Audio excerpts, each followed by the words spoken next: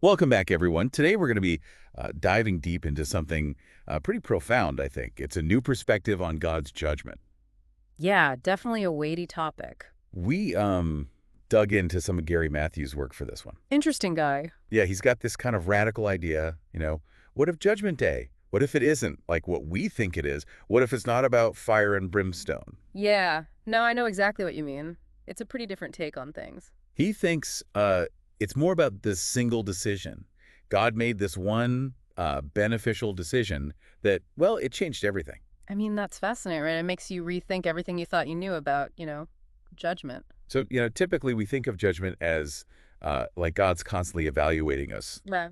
and then deciding, our eternal fate based on how we behave. Right, yeah, the classic scorekeeper in the sky. Exactly. But Matthews thinks that whole idea is it's kind of a misinterpretation. Yeah, he really flips the script. So how does he get there? Well, he starts with the language itself, actually. So the words that we usually translate as judge, judging, and judgment in the Bible, like I think he mentions krino, dat, and mishpatim in the original Hebrew and Greek. Right. Yeah. Well, those words, they can actually have these broader meanings. Like they can be about decision making, or inquiry and fairness, not just condemnation. Hmm. So it's not necessarily about God condemning us. It's more about God discerning something. Exactly, yeah. It's about discernment. And then Matthews takes it even a step further, right? He's arguing that God, through Christ's sacrifice, made this one like all-encompassing decision. Wow. Yeah, this decision basically reconciled humanity back to the state of unity with God. So instead of like constantly judging our actions, God just sees our inherent value, and our potential regardless of the dumb things we do. Okay, so instead of this cosmic scorecard, it's more like a parent who loves their kid no matter what. Yeah. Yeah, that's a great analogy, a really powerful image. But okay, well, what about all the parts in the Bible that talk about judgment?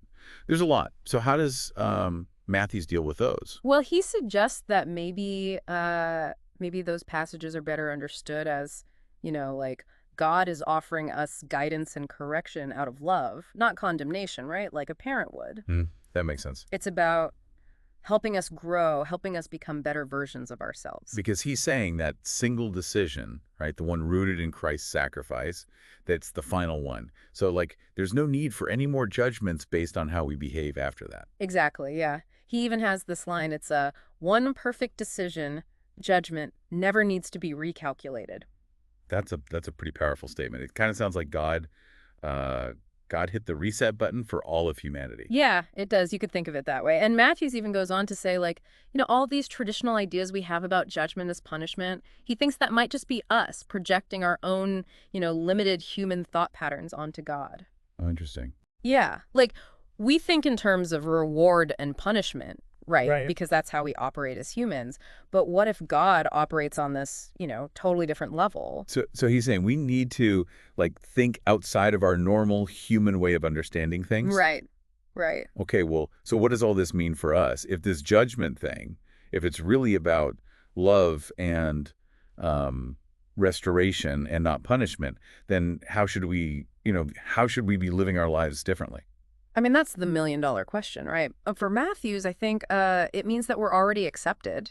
We're already loved, and it doesn't really matter what we do. That's a comforting thought. Yeah, it takes a lot of pressure off, I think. It doesn't mean our choices don't matter, though. Right, of course not. But it does free us from this fear of being judged and punished all the time. Yeah, no, I get that. It's a big relief, actually. I was starting to get a little worried about my karmic debt there for a minute. Okay. But really, it makes you think about how we live our lives, Right. What motivates us if we're not constantly worried about trying to earn God's favor? Yeah, that's a great point. And Matthews, he argues that it's about growth, It's about refining ourselves, becoming better, moving closer to that state of oneness with God. Hmm. Our choices, they become opportunities for learning and transformation, Not like a pass-fail test. He actually says there will never be a need for another decision from Father. One is more than enough for all time. Wow.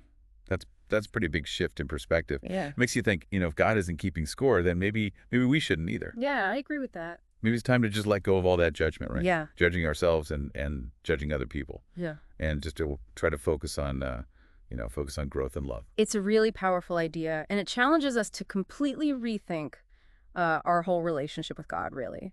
If God's love really is that unconditional and all-encompassing, what does that mean for us? Yeah. What does it mean for our purpose, for the meaning of life, for our place in the universe? Exactly. It's definitely something worth thinking about. It is. All right. Well, that's all the time we have for today's deep dive. But thanks for joining us, and we'll see you next time. Thanks, everyone.